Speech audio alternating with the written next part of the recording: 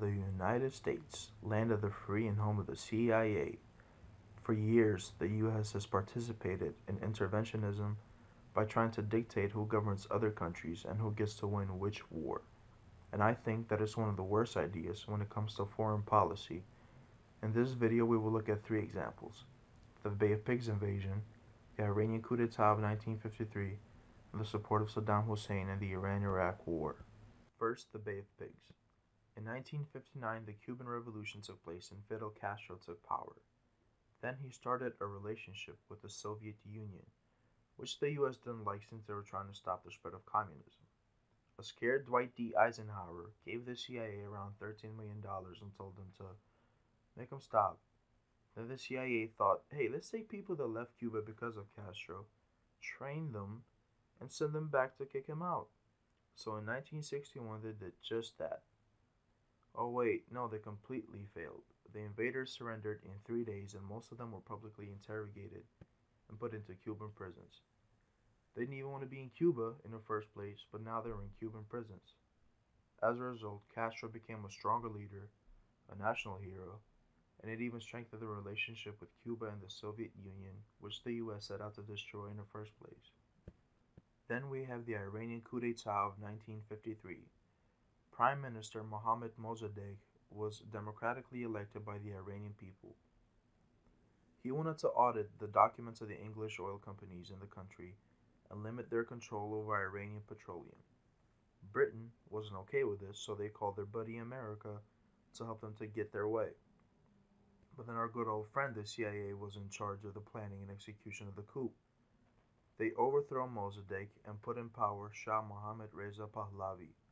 Now, Pahlavi wasn't liked by his people. They viewed him as a suppressive, abusive dictator who was put in power by non-Muslim Western powers. This all snowballed until it reached the Iranian Revolution of 1979, in which Pahlavi was dethroned and Ruhollah Khomeini was put into power, a guy that the Shah had previously exiled. Now, Khomeini hated America as much as America hated communists.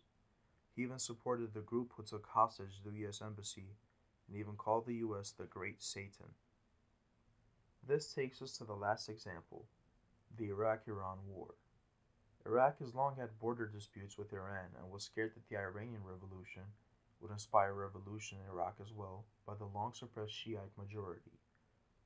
Iraq also wanted to become the dominant powerhouse in the Middle East and couldn't do that with Iran around. So in 1980, Saddam Hussein, the president of Iraq, launched an assault on Iran. It failed. By 1982, Iran had gotten all of its land back, and for the next 6 years, Iran stayed on the offensive. When the Reagan administration saw the shift of power in 1982, they feared that the Iranian army might go through the Iraqi oil fields, and there was a nightmare scenario where Iran could even go to Israel. As a result, Iraq was given dual-use technology, which is technology that can be used in peaceful or militaristic ways. Then the never-disappointing CIA came to work to give Iraq intel on the Iranian army, and even trained them. Though the US didn't give weapons to Iraq directly, they made sure that they had enough supplies for the war by keeping check with countries dealing weapons to Iraq. The same man the US supported then turned around and started using chemical weapons on the Kurdish Iraqis, killing thousands of people. This was viewed as an act of genocide.